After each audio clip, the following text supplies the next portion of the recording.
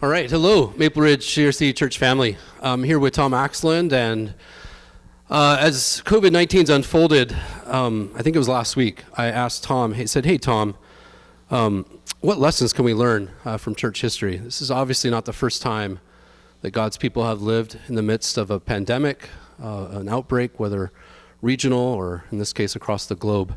And so we're going to do this in three parts, looking at the past and what we can learn. So Tom, why don't you take it away? All right. Yeah, so as Tim said, we're looking at three different points in Christian history 2 points where Christians were asked how they can deal with plagues, and one where we can talk about what it means to be comforted as a Christian through these kinds of times. So the first one that we're going to be talking about is Cyprian of Carthage. Cyprian was a bishop of northern Africa, a city in northern Africa called Carthage in the 2nd century. So this is a period of the church where Christians were still being heavily persecuted.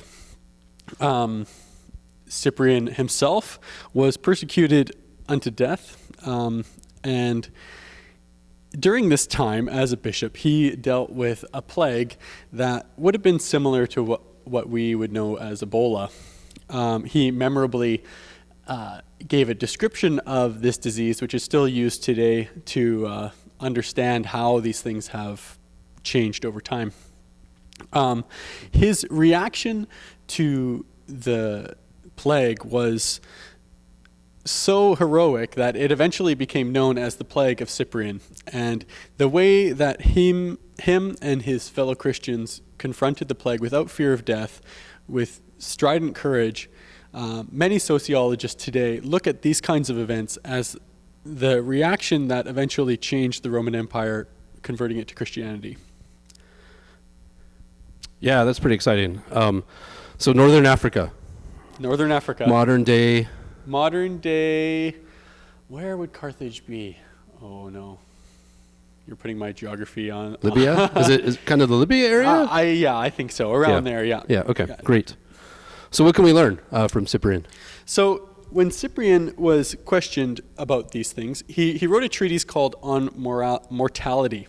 So what does it mean for a Christian to confront death, essentially? Now, as somebody who was in a church being persecuted constantly, questioning death would have been on their mind all the time. So, as they were facing the question of a plague, they were used to not being afraid of death. I'll put it that way. So he answers it in this kind of in along these lines. One thing that I was talking to Tim about beforehand, it's striking how much scripture that he uses when he's addressing these situations, and I think that is a lesson that we could learn. The first thing that we should look to when we're questioning these hard times is what does the Lord have to say to us? So he quotes Philippians 1:21. To me, to live is Christ, and to die is gain. And even our grief and our confrontation of death needs to be looked in this lens. And he quotes Jesus in John 14. If you loved me, you would be glad that I'd be going to the Father. And it's really this kind of posture that Christians ought to have towards death in general, and disease likewise. Death is a doorway. Death is freeing us from our sinful flesh. Death brings us to glory. It brings us to the bosom of Abraham. I think sometimes I think about all those great gospel songs that as they were dealing with their own times of trial, like how did they comfort themselves? They thought about, this is a passing age, and I think in times like this, we can really take comfort from that as well. Yeah, that's great. And one thing that I know you shared with me earlier, we were talking before we recorded, is Cyprian just helped us recognize how times like this are a time really of our attachments to this world and to things that kind of get in the way and replace God. Those attachments get weaker, or at least we're invited to we're invited to allow this kind of experience to weaken those attachments, and for us to really locate our deepest source of security and comfort and hope in our triune God, and not in the worldly pleasures that at this point, let's be honest, most of those have been taken away. Yeah. Life has been disrupted. Yeah, I don't know if you want to say more about that, but No, for sure. I mean, as Calvin said, our hearts are idol factories. You know, we create idols out of anything because, well, let's face it, God's creation is beautiful. You know, and it causes us to wonder, and it causes us to rejoice. And sometimes that rejoicing ends up in us worshiping what God created rather than the Creator.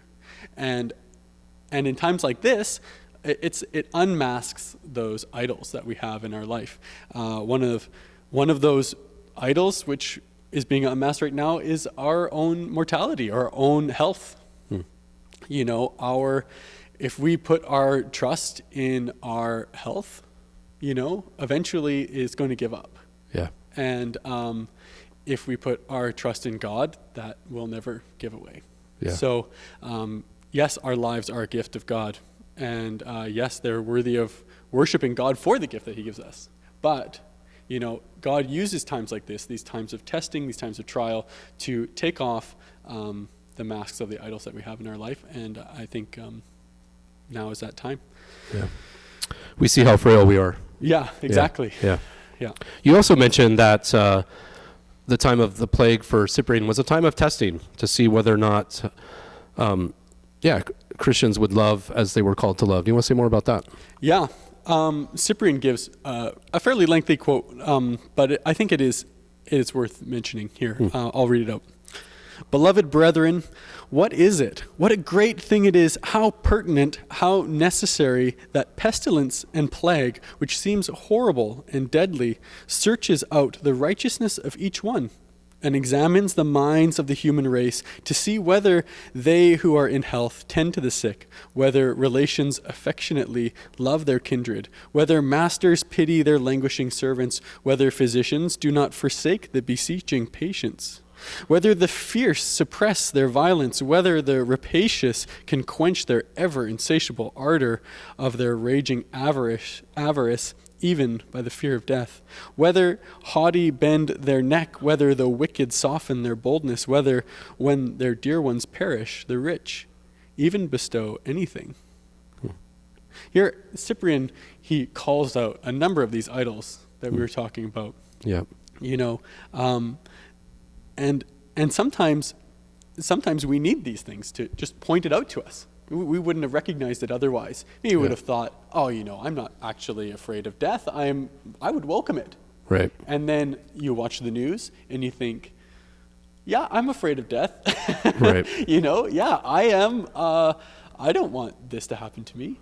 Right. You know, and it unmasks it for us. Yeah. And you know, you might think, you know, if my neighbor was starving, I would give food to them. You know, I'm a generous person. Yeah. And then as you're in that grocery aisle and you see, you know, that box of soup, you might think, no, I think I should probably have that. Right. Even though I don't really need it. Yeah. Do you know what I mean? So, Yeah. I think these are times of testing, and God will help us grow through these times of testing. It's the common image in the Bible is being refined by fire. Yeah. I read a piece from a pastor in Hong Kong last week, and the pastor said, you know, the Christian posture throughout history has been, if I have one bar of soap left and my neighbor is out of soap, I give my neighbor my bar of soap. You know, and so thanks for listening in on the 2nd century Cyprian, and come back for part 2, where we're going to look at Martin Luther and his journey through the bubonic plague.